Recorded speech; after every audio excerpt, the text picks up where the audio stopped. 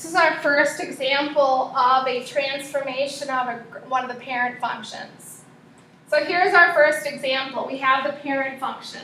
The parent function is f of x equals the absolute value. So we're graphing an absolute value function. So let's think about those 5 points when we graphed the parent functions. We evaluated it for -2, -1, 0, 1, and 2. So here is our function, y equals the absolute value of x. So when you substitute in -2 in for the absolute value, everything always turns positive, so that would be 2. I substitute -1 in, I get 1. Substitute 0 in, I get 0. Substitute 1 in, I get 1. Substitute 2 in, I get 2. I'm just going to erase this arrow here. So now I have my original parent function, and we're going to graph that out. So -2, 2, -1, 1, 0, 0, 1, 1, 2, 2.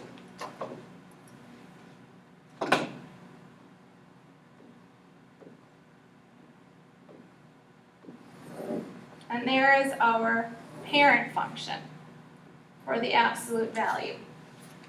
Now we want to apply some transformations. Our new function is g of x equals the absolute value of x minus 2 and then plus 5. So what we're doing, if we come back to this slide, this is inside the function minus 2. What's happening? We're moving it to the right 2.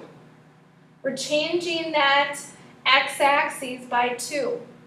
The other thing that's happening is we have a plus k. We're moving it up 5.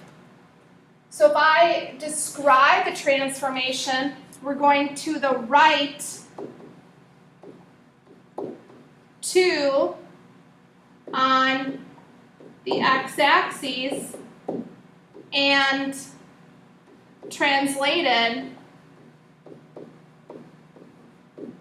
up 5 on y-axis.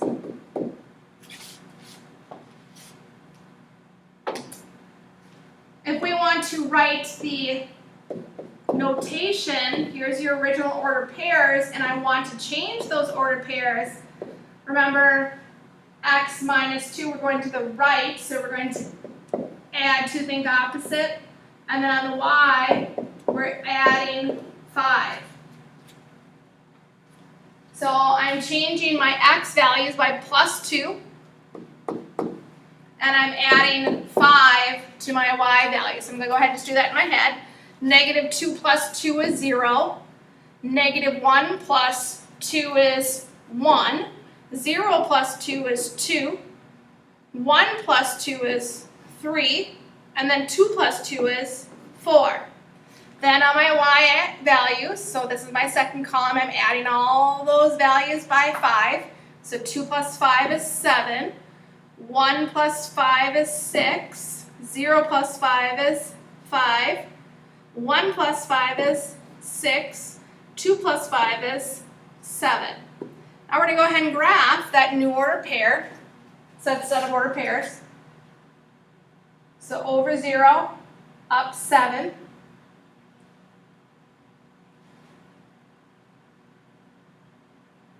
Two, 4, 6, 7.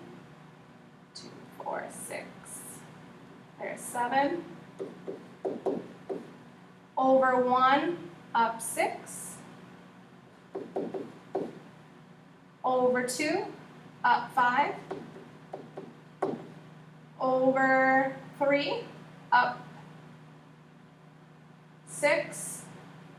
Kind of get squished here. And then over 4, up 7. All right, so here's what the new graph will look like. Shifting it right 2 and up 5. The domain is all real numbers, and the range on the y values is going to be numbers. If we think about, here is our y-axis here, There is 5 has to be above that or equal to 5. So y greater than or equal to 5.